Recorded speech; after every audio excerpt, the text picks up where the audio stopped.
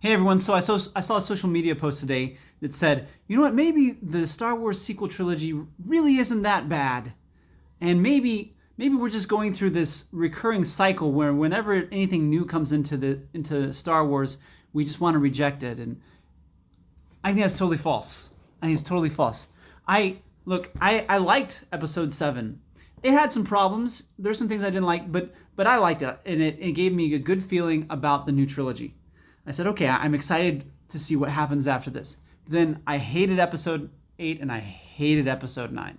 Hated them for so many reasons. You know, that they went here and there and back again with the story. They weren't sure what they wanted to do. You know, like they created Finn as this important character and then they did nothing with him. They it was just all over the place. There's so many problems with 8 and 9. So and it's not me. It's not that I'm difficult to impress. I liked Solo. I know a lot of people didn't like Solo. I liked Solo. I liked Rogue One. In fact, I that Rogue One might be my favorite Star Wars movie. You know, I liked Rogue One. I liked The Mandalorian. You know, I can be pleased. I don't think I'm asking too much. The problem was that they didn't sit down and actually think about writing these movies sufficiently before they went and spent, you know, hundreds of millions of dollars making them. It's ridiculous. So, yeah, I would say that I can write a better Star Wars sequel trilogy. I can do it. So I'm going to tell you what my sequel trilogy would look like. First, I would have Luke training Jedi at the new Jedi Academy. Okay, there wouldn't be something that he totally messed up. No, he has Jedi Academy going. It's going pretty well. He has a lot of recruits. He's training new Jedi. Okay, Thrawn, who is a favorite in the Star Wars universe. Thrawn is leading the Imperial Remnant, and he's doing it quite effectively. In fact, we can show at the beginning, can show him going through the last steps of unifying all the Imperial Remnant warlords under his banner.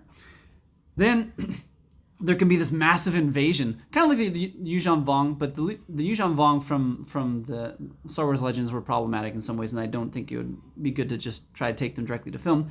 But something kind of like the Yuuzhan Vong, a massive invasion from the unknown regions of the galaxy would come and threaten both the Imperial Remnant and the Republic. And there would be something kind of like the Xenomorphs or the Borg or something in between, something like that.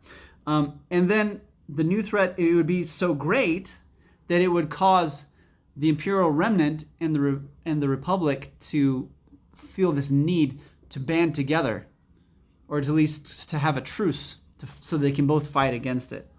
And while this is going on, I would have the Republic find a prototype Death Star, like the first prototype Death Star, like without all the, just like in the Kevin G. Anderson books, where they found it without all of the officers' quarters and the places for soldiers and all that. No, it just like basically a command deck and a big gun.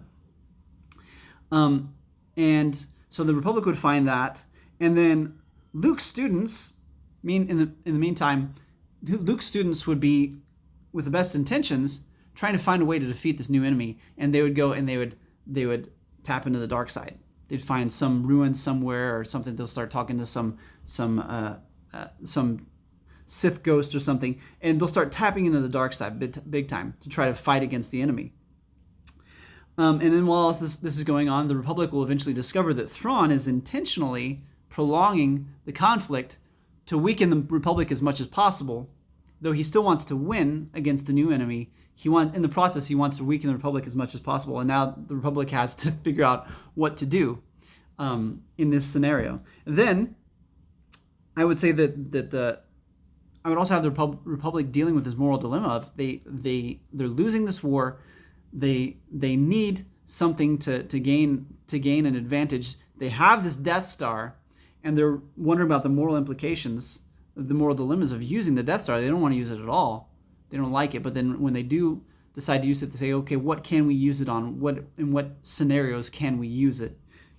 And then Luke's students would tap into this massive power of the dark side and start just like wiping out whole fleets and almost destroy everyone until maybe Luke and some other light Jedi go and save them from themselves and bring them back to the light side. So that's my idea for the Star Wars sequel trilogy that should have been. I think that would have been so much better than what we got. I don't know. Tell me your thoughts and subscribe below.